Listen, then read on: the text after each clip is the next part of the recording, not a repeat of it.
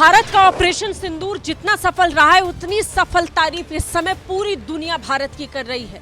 भारत ने जो कहा 15 दिन के अंदर पूरी दुनिया के सामने उसका सबूत भारत ने पेश कर दिया।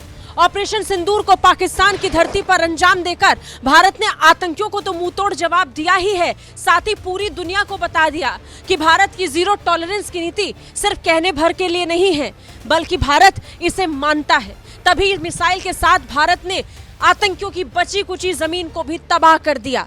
अब इस पर चीन का भी जवाब सामने आ चुका है। चीनी विदेश मंत्रालय की तरफ से भारत पाकिस्तान के बीच में शुरू हुए इस विवाद पर चीन की प्रतिक्रिया आई है।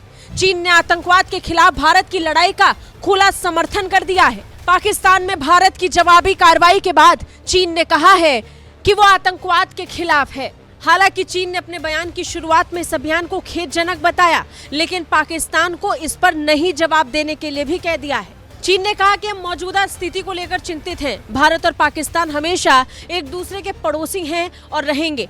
वो दोनों चीन के भी पड़ोसी हैं। चीन सभी तरह के आतंकवाद का विरोध करता है। हम दोनों पक्षों से शांति और स्थिरता के व्यापक हित में काम करने, शांत रहने, संयम बरतने और ऐसी कार्रवाई करने से बचने का आग्रह करते हैं जो स्थिति को और जटिल और मुश्किल बना सकती है। बता दें, भारत और पाकिस्तान के बीच चल रहे हालात के बारे में मीडिया ने चीनी विदेश मंत्रालय से सवाल पूछा था और इसी सवाल के जवाब में भारत पाकिस्तान के बीच तनाव को लेकर चीन ने चिंता व्यक्त की और कहा कि वो आतंकवाद का खुले तौर पर विरोध करता है। हालांकि भारत द्वारा की गई इस कार्रवाई को चीन ने खेदजनक बताया, लेकिन इतना साफ है कि भारत द्वारा कार्रवाई के बाद चीन भी भारत के एक्शन को देखकर हैरान है।